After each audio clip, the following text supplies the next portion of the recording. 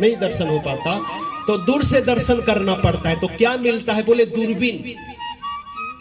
दूरबीन को आंखों में लगाओ तो बड़ी मूर्ति बड़ी दिखती है और नजदीक दिखती है कि नहीं है? तो जिसके जीवन में सेवा साधना रूपी दूरबीन हो, उनको तो गुरुदेव कण कण में नजर आएंगे, क्षण क्षण सहयोग देते हुए।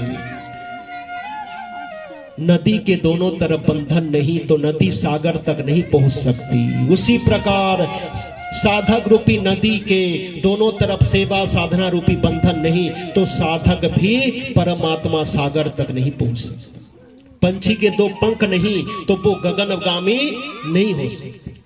उसी प्रकार हमारे जीवन में भी डाल से चूका बंदर और लक्ष्य से चूका साधक। तो हमारा लक्ष्य है गुरु सेवा। गुरु जो कह रहे हैं वही कर करके ही मोक्ष मूलम गुरोर कृपा। हनुमान जी को भी वही बोलते हैं, जय जय जय हनुमान गोसाई, कृपा करो गुरुदेव की नाई।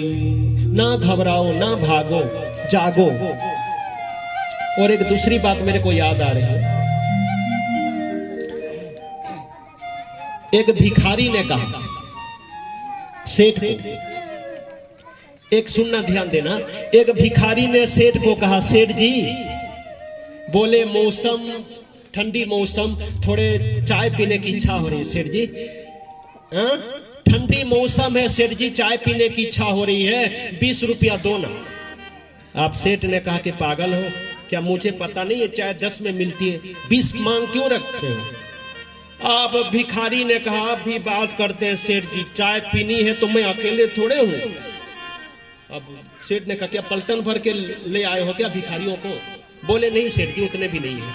बोले मैं अकेले थोड़े हूं, और बोले मेरे गर्लफ्रेंड भी है। सेठ जी के आंखों के पलके नहीं झुक रहे हैं। सेठ जी ने कहा भिखारी होकर गर्लफ्रेंड रखता है? आप सुनने वाली बात है। उसने कहा कि उसी के कारण तो भिखारी बन गया। आगे सुनने वाली बात है। हाथ जोड़ो इस वचन को। अब लग रहा है अटपटी सी बात, पर सुनो आगे। सेठ ने कहा कि भिखारी होकर गर्लफ्रेंड रखता है तो उसी के कारण भिखारी बन गया।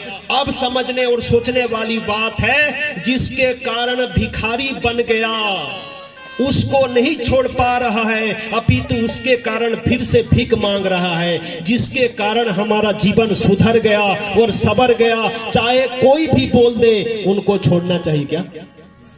बापू के कारण जीवन सुधरा है कि नहीं है? सबरा है कि नहीं है? तो इसीलिए गुरुदेव के कारण हमारा जीवन सुधरा है, सबरा है। कैसी भी परिस्थिति आए, कभी भी गुरुदेव का दूसरा विकल्प नहीं है। गुरु का आदर कोई व्यक्ति का आदर नहीं है, ये तो साक्षात परब्रह्म परमात्मा का ही आदर है।